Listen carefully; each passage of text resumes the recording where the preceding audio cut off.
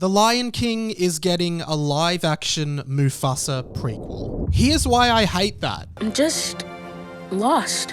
Hey guys, Mike here. Welcome back to my channel. Make sure you hit the subscribe button for more pop culture content in your feed most days. Let's get into the video. Okay, so at D23, we got our first look at Mufasa, the Lion King, the live-action prequel to the live-action Lion King movie, I think from 2019. Now, I've got to start this by saying that the Lion King, to me, is the pinnacle of 90s Disney movies, okay? This is the one for me, as someone who was born in the 90s, that just, I reckon I've seen like 100 times. And I love The Lion King so much. And when I saw the live action one back in 2019 or whenever it came out, I actually remember quite enjoying it, much to the dismay of a lot of other people who seem to think it was really soulless and really bland compared to the absolutely stunning animation of the original. Think about it.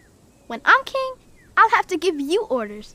And to be honest, I haven't re-watched it since I saw it in cinemas, so I'm pretty sure I probably would feel the same thing now. And that's kind of why I thought it was remarkable when they announced that they were doing this Mufasa prequel series in live action. Like, surely the Lion King animation is a stronger brand than the live action, and the live action Disney remakes genuinely just feel like Disney is showing off with the amount of money they spend on them now. And I have so many thoughts about this movie. I wish it was just animated, but after seeing the trailer, I actually feel even worse about it for the following reasons. It starts. Of course, this movie is the prequel about Mufasa, Simba's dad, and how he became the king of Pride Rock, but what appears to be true from the trailer is that him and Scar, who were brothers, started out as very, very close and not like enemies at all. Of course, Scar is the villain character in the movies and we're supposed to hate this guy, but I have a feeling in this prequel, they're going to make us sympathize with him a lot,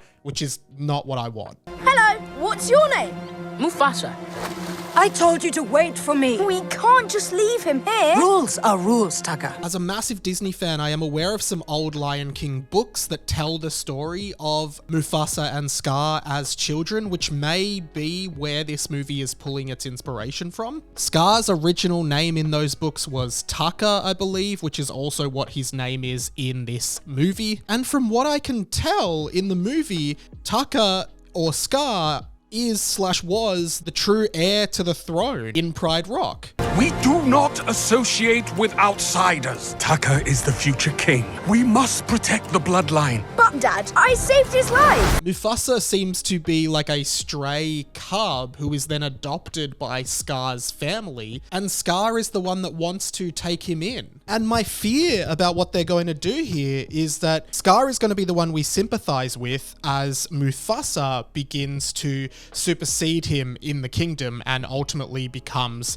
the king of Pride Rock. Yeah, pretty dumb, huh? That's the only way I can see this going based on what's been presented in the trailer. Everything about the trailer presents Scar as really likable, and I don't know how I feel about that. Like, in the original movie, you're supposed to see Mufasa as like this heroic, brave figure that is like the figurehead of what's good and what's right in the world, and Scar is supposed to be the polar opposite. As the king's brother, you should have been first in line.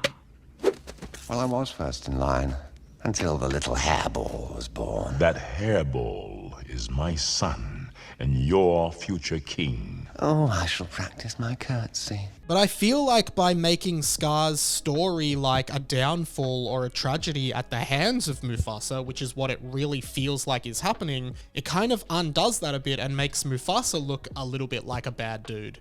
You must avenge my death, Simba. I definitely recognize the irony of me being a 30-year-old man just like talking about this kind of stuff in this amount of detail, but I'm really on the fence about this movie. I mean, I'm definitely going to see it. I'm sure it'll look fantastic, but I really don't want to feel sympathy for Scar, because Scar is responsible for one of the most traumatizing scenes of my childhood that I still think about at least once a week. Dad,